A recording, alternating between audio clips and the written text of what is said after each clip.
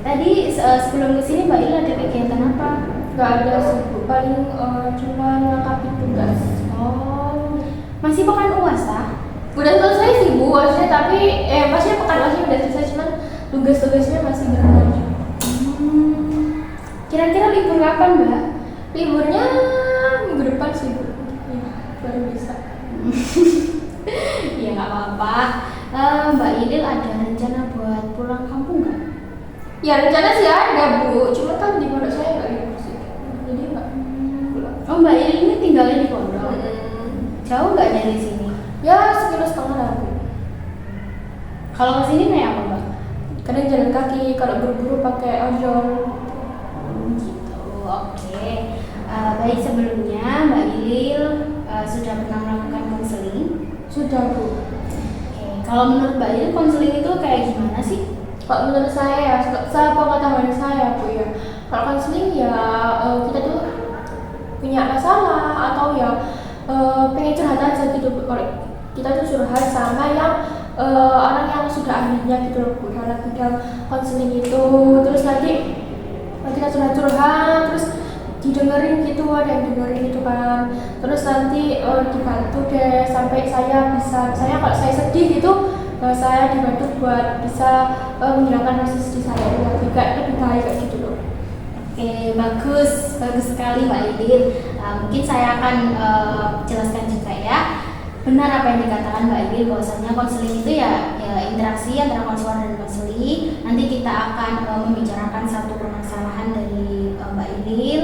Terus nanti diharapkan Mbak Ilil juga bisa terbuka ya sama saya. Kemudian nanti kita juga akan mengambil solusi bersama-sama gitu ya. Oke, selanjutnya dalam konseling itu ada akses kerahasiaan. Nah, Mbak Ilil jangan khawatir kalau apapun yang Mbak Ilil ceritakan itu tidak akan saya ceritakan pada pihak manapun. Bisa lebih lega ya Mbak ya.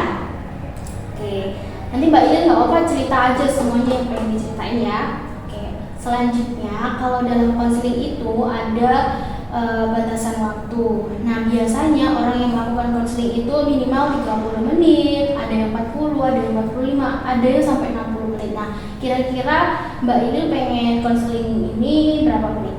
Mungkin 30 menit aja. Oke, cukup ya? Oke, berarti kita akan melakukan konseling dalam 30 menit ke depan. Apakah ada yang ingin ditanyakan lagi? Mbak Ilil sudah siap untuk melakukan konseling tahap selanjutnya? Oke, kalau begitu silakan Mbak Ilil coba ceritakan apa sih yang menjadi tujuan Mbak Ilil datang kemari, ada hambatan apa? Hambatannya itu kan saya kan ini selama pekan uas ini ya, selama pekan uas ini kan tugas-tugas saya itu banyak pastinya, dan satu waktu itu tugas saya ada beberapa gitu loh, nggak cuma satu. Nah, tapi saya ini kurang bisa konsentrasi, kurang bisa fokus untuk mengerjakan tugas-tugas yang diberikan ini.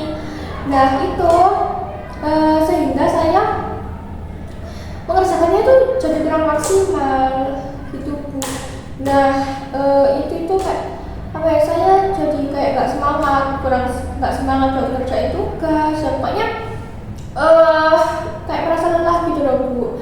Soalnya saya itu kan ikut TDI kan Bu, organisasi TDI. Nah, di bulan ini tuh TDI akan mengadakan acara, itu acara refleksi dan evaluasi seperti itu. Dan acaranya itu besar, kita mengundang banyak acara mentor-mentor, mahasiswa, ketua offering PAI, kemudian dosen-dosen PAI gitu. Jadi banyak sekali yang harus dipersiapkan gitu. Dan juga apa ya, saya ini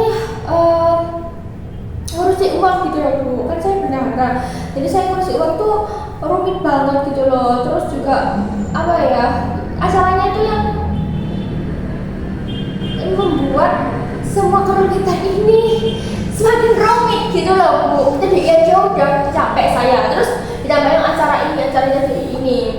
Ya itu sih Bu, yang bikin saya itu malas, jadi disibukkan dengan itu. Jadi ya saya nggak bisa konsentrasi di UAS saya ini gitu. Oke, pada dasarnya Mbak Lili ini mengalami hambatan dalam mengerjakan tugas-tugas UAS ini ya. Soalnya Mbak Lili juga ada ini persiapan untuk kegiatan PDI ya. Iya. Oke.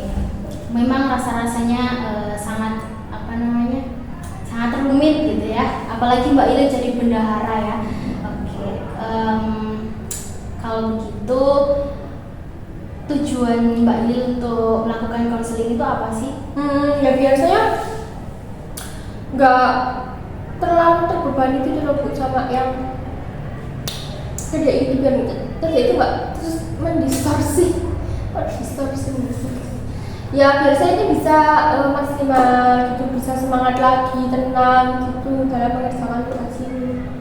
Oke, Mbak Lili ingin lebih tenang dan lebih bisa untuk mengerjakan tugasnya dengan maksimal ya. Oke. Sebelumnya di TDI itu memang Mbak Lili memang nggak ada yang membantu atau atau job desk-nya Mbak Lili itu banyak sekali gitu. Enggak, ada sih Bu, semua udah ada job desk-nya sendiri-sendiri, tapi karena saya panitia inti, panitia inti mengurus inti, ya jadi lebih sibuk itu sama teman-teman saya ini juga kayak gitu, kayak ya ruwet, kayak merasa selalu mengeluh gitu, kayak bilang kalau mereka juga pusing ngurusin ini kayak gitu. Ya kita semua ya sama-sama pusing. Oke, saya baru saja mendengar bahwasanya Mbak Lili, nggak cuma Mbak Lili ya yang merasa kayak bingung terus banyak mengeluh gitu ya teman-temannya. Memangnya apa aja sih Mbak persiapannya itu sampai Mbak Lili sesibuk itu gitu? Persiapannya itu banyak ya Bu ya, kan maksudnya saya masih menjadi bendahara yang diurusin juga bukan hanya urusan keuangan saja, perlengkapan apa yang kayak gitu. Misalkan yang dari pertama itu acara, itu konsepan acaranya itu seperti apa kayak gitu. Terus kita juga bantu buat nyariin pematerinya, moderator, terus MC-nya kayak gitu kan susah gitu loh Bu. Kalau kita dari MC itu kalau bisa anak TDI sendiri atau anak dari ASC itu kan TDI itu LSO-nya ASC gitu, jadi ya ASC di atasnya TDI gitu ya, boleh jadi anak ASC gitu. Atau kalau mau ambil dari anak ini apa sih namanya yang elektronika itu IPRI. IPRI juga nggak apa-apa, tapi ya kalau bisa itu anak TDI dan ASC, nah itu sih yang sulit cari itunya. Terus belum nanti itu kayak susunan acaranya, rundownnya, terus tempatnya itu di mana, karena kemarin juga kita sempet riuh itu gara-gara tempat yang sebenarnya kita pengennya di GKB A20 gitu, tetapi surat kan kita itu dinaungi oleh LP3, jadi apa-apanya harus berkoordinasi dengan LP3, sedangkan kami ingin menemui LP3 itu ditahan sama ketua dosen PAI itu loh, koordinator dosen PAI. Nah itulah terjadi kesalahpahaman di situ, yang ternyata di suratnya itu terlampir bahwa itu surat peminjaman gedung sasana budaya, padahal kita pengennya itu di GKB 20 bukan di sasana budaya. Nah itulah menjadi kita riuh, nanti tempatnya dimana nggak memadai, terus banyak juga yang diperlukan kayak gitu. Terus kayak peralatan apa saja yang dibutuhkan kita akan harus nulis, terus tentang peserta yang datang, karena ini berkaitan dengan konsumsi ya Bu ya, karena kalau konsumsi kita pesennya itu kan harus berdasarkan jumlah ini ya tamu undangan, jumlah pesertanya kayak gitu. Nah sedangkan ini kan terlaksananya itu kan pasti setelah UAS gitu kan, berapa sih orang-orangnya ini ya mahasiswa kan pasti pengen langsung pulang gitu, jadi kita share di form gitu kehadiran siapa yang hadir, siapa yang belum hadir, siapa yang nggak bisa hadir kayak gitu. Nah ya kayak gitu sih kayak itu. Terus beli tali asi atau kita kasih reward buat mentor-mentornya, beli apa kayak kalau saya dikasih bukan kayak pokoknya kayak barang-barang gitu lebih kalau dikasih ke mentor-mentor itu kayak gitu. Mentor-mentornya itu dari anak TDI. Meter-meternya itu enggak mahasiswa luar negeri. Oh, Itu sih. biasanya dari Ya dari mahasiswa UM yang kan ada open mentor. Nah, mereka ikut open recruitment itu ada seleksinya, ada jadi mentor. Oke, tadi saya mendengar bahwasanya ada banyak banget yang diurusin sama ada kesalahan teknis ruangan lokasinya tadi ya. Tapi untuk job desk-nya Mbak Il sendiri itu apa? Itu kan dari keseluruhan ya. Tapi kan nggak mungkin semuanya Mbak Il yang mengerjakan. Nah, yang Mbak Il kerjakan itu yang mana tadi? Yang itu kayak ngarang-ngarangin itu perlengkapannya yang dibeli itu apa saja kayak gitu, terus sama konsumsi membuat RAB kayak gitu. Oke, berarti Mbak Il bagian yang RAB mengurusi perlengkapan gitu ya? Apa yang disiapkan gitu. Oke, tadi Mbak Il bilang kalau Mbak Il itu belajarnya nggak maksimal ya. Nah, definisi nggak maksimal menurut Mbak Il itu yang kayak gimana sih? Ya apa ya, biar nggak sesuai dengan harapan saya gitu loh. Kalau nggak dikerjakan dengan sepenuh hati dan dengan usaha yang sungguh-sungguh gitu, dengan niat. Menurut saya itu kalau saya maksimal itu ya dengan niat mengerjakan sungguh-sungguh. Kalau belajar itu ya dari awal sampai akhir. Terus kalau mengerjakan itu ya diteliti, dicermati gitu. Sedangkan kalau saya ya nggak maksimal karena saya nggak bisa konsentrasi, ya nggak dicermati lagi, nggak diteliti lagi, ya asal kerjakan aja gitu, nggak diperiksa. Terus ya kurang sungguh-sungguh sih, pokoknya asal selesai gitu. Oke, pada intinya definisi nggak maksimal itu Mbak Il mengerjakannya itu asal mengerjakan gitu ya, nggak dipikir benar-benar. Pokoknya deadline-nya jam segini Mbak Il harus mengerjakan dan selesai di jam ini juga, nggak peduli isinya gitu ya.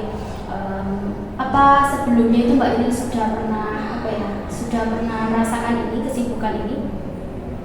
Ya pernah sibuk, tapi tidak soalnya ini pas-pasan sama pekan UAS, dimana itu yang banyak gitu loh Bu, yang pekerjaannya itu tugasnya banyak gitu. Nah ini kan sudah selesai ya UASnya ya, kan tinggal tugas-tugas. Nah sebelumnya Mbak ini kalau mengerjakan bagaimana? Sebelumnya saya itu bukan yang rajin-rajin banget gitu loh Bu. Tapi kalau saya mengerjakan itu, kalau saya sudah mengerjakan ini ya dengan niat gitu loh, dengan sungguh-sungguh pengen bisa hasilnya itu bagus kayak gitu. Tapi itu enggak yang cepet-cepet gitu, enggak. Masih biasanya mencicil gitu, tapi yang mengerjakannya itu dengan niat, dengan senang hati, dari hati, sungguh-sungguh bisa fokus di situ sampai bisa dicermati lagi kayak gitu. Oke, berarti Mbak Il tadi itu mengatakan kalau Mbak Il itu ya mengerjakan, tapi sebelum-sebelumnya itu kayak lebih rajin gitu ya, lebih teliti untuk kayak mengoreksi lagi yang sudah dikerjakan gitu ya. Oke, kalau di TDI itu kan Mbak Il tadi sudah menceritakan apa aja ya yang perlu dipersiapkan. Nah, sejauh ini persiapan apa aja sih yang udah Mbak Il udah fix, udah nggak ngurus lagi gitu, udah selesai? Kalau sekarang itu RAB sama list perlengkapan Itu sudah. Ya, list perlengkapan sudah, terus RAB-nya itu sudah, cuman mungkin nanti ada perubahan karena ada perubahan penambahan ini jumlah peserta yang hadir gitu. Kalau yang belum apa aja? Yang belum itu kita mau rapat koordinasi sih Bu, iya, rapat koordinasi selanjutnya gitu, karena butuh sering-sering rapat koordinasi dengan LP3 gitu, biar nanti barang-barangnya itu bisa dibantu gitu loh Bu, persiapannya oleh LP3, biar LP3 itu bisa bantu menyiapkan barang-barangnya kayak gitu. Terus untuk rundownnya sama sosialnya itu sudah ada, terus untuk MC sama pengisinya sudah ada. Oh, berarti sudah ini ya, sebagian besar sudah terpenuhi ya, tinggal koordinasi tadi. Iya, sama kayak perubahan yang di RAB. Oke, kalau untuk pengurus yang lain gimana Pak? Responsif atau enggak kalau misalnya dikasih tugas gini? Ya mereka itu sih kalau dikasih misalnya disuruh ngapain gitu dikerjakan kayak gitu. Soalnya kayak apa ya, itu tanggung jawab mereka gitu loh. Kalau misalkan mereka nggak apa namanya kurang responsif, nanti sama kita pasti sama inti sama anak-anak pengurus inti itu pasti kayak di spam gitu loh, dijadwal ini ya ini harus ganti kerjaan, harus ganti kerjaan kayak gitu sih. Oke, berarti memang ini ya semua rekan-rekan timnya Mbak ini tuh ini apa sanggup mengerjakan Iya. kewajibannya itu ya. Oke, jadi sekarang itu tugas-tugas acaranya Mbak ini itu sudah sedikit terkurangi ya bebannya ya. Oke, kalau tugas-tugasnya tadi itu sudah selesai semua Mbak? Tugas yang mana Bu? Tugas ini UAS. Ada berapa sih Bu? Ada mungkin 3-5 kan? Oh, masih kurang 3 sampai 5 gitu ya. Oke. Tadi kan Mbak Il juga bilang kalau teman-temannya Mbak Il di tim TDI itu responsif gitu ya. Berarti otomatis Mbak Il bisa ini sekarang merasa terkurangi kan bebannya? Iya sih Bu. Iya, soalnya apa namanya ternyata itu Mbak Il nanti kan bisa ini ya, bisa dibantu gitu Iya. sama teman-teman. Iya, jadi saya tuh kayak nggak berpikir sendiri gitu loh. Soalnya ya ternyata ya emang anak-anak TDI itu ya responsif gitu loh, bisa mengerjakan tugasnya kalau ya apa sesuai dengan tugasnya kewajibannya kita gitu. Berarti sekarang apa yang Mbak Il lakukan? Tadi kan kita sudah membahas kalau Mbak Il sudah merasa terkurangi bebannya, terus tugasnya juga tinggal sedikit. Berarti apa yang harus Mbak Il lakukan nanti? Nanti ya alhamdulillah karena itu persiapannya sudah mungkin 70-80% gitu ya Bu. Saya bisa mungkin lebih tenang gitu bahwa ada pengurus lain juga yang membantu gitu, yang dapat mempersiapkannya, nggak saya sendiri. Jadi meskipun saya juga masih nggak angkat tangan gitu, tapi setidaknya saya sudah bisa lebih tenang, lebih rileks lagi, nggak terlalu berfokus ke sana. Jadi saya kayak lebih bisa mengerjakan tugas-tugas saya ini dengan baik lagi, mulai bersemangat lagi, gitu, mulai niat lagi kayak gitu. Oke, Mbak Il sudah menyadari apa yang harus dilakukan setelah konseling ini. Tadi Mbak Il bisa langsung semangat untuk mengerjakan lagi, soalnya bebannya tadi sudah berkurang di acara. Oke, apakah ada yang ingin disampaikan lagi Mbak? Enggak ada. Saya senang aja sih udah ternyata ya maksudnya saya bisa sadar gitu loh, karena apa ya, ada orang lain juga, ada pengurus lain juga, terus ada pembisnis saya juga gitu. Ternyata ya ada, itu kan juga saya nggak sendiri gitu loh ya. Jadi nantinya bisa lebih rileks aja pikirannya, tenang gitu. Oke, karena Mbak Il sudah tidak ada yang disampaikan lagi, mungkin saya bisa menyimpulkan bahwasanya di sesi konseling ini kita membahas hambatannya Mbak Il, yaitu Mbak Il itu kurang maksimal dalam mengerjakan tugas-tugas, apalagi ini pekan UAS gitu ya. Dan sekarang itu Mbak Il juga sedang mengurus acara TDI yang besar gitu. Dan tadi katanya ada kesalahan teknis di lokasi, ada beberapa persiapan yang belum. Tetapi teman-temannya Mbak Il itu orangnya itu responsif, bisa membantu, bisa saling membantu gitu ya. Dan tadi juga persiapan yang kewajibannya Mbak Il sendiri itu sudah hampir selesai gitu ya. Mbak Il merasa kalau itu sudah bisa meringankan bebannya Mbak Il. Dan tadi Mbak Il juga sudah menyadari bahwasanya selama ini itu Mbak Il mengerjakan acara ini juga nggak sendirian. Jadi Mbak Il bisa juga sambil fokus ke ngerjakan tugas UASnya ya. Oke, bagaimana perasaannya Mbak Il hari ini setelah melakukan Tugas pikirannya nggak suntuk lagi. Oke, Mbak Il merasa lega dan tidak suntuk lagi ya. Saya senang juga mendengarnya ya Mbak ya. Oke, karena waktunya juga sudah akan habis, Kira-kira Mbak Il ada rencana untuk melakukan konseling lagi? Bisa sih Bu. Ada. Kira-kira kapan Mbak? Setelah acara ini mungkin 2 minggu ke depan. Oke, berarti setelah acara ini ya. Nanti Mbak bisa konfirmasi lagi ke saya ya. Oke, karena sudah selesai, kita tutup konseling pada pagi hari ini. Terima kasih ya Mbak Il sudah hadir tadi secara tepat waktu. Terus Mbak Il juga terbuka dengan saya. Semoga nanti acaranya berjalan dengan lancar dan Mbak Il juga bisa menyelesaikan UASnya itu dengan tepat waktu. Terus isi-isi jawabannya itu juga mendapatkan hasil yang bagus juga. Oke, saya tutup. Wassalamualaikum warahmatullahi wabarakatuh.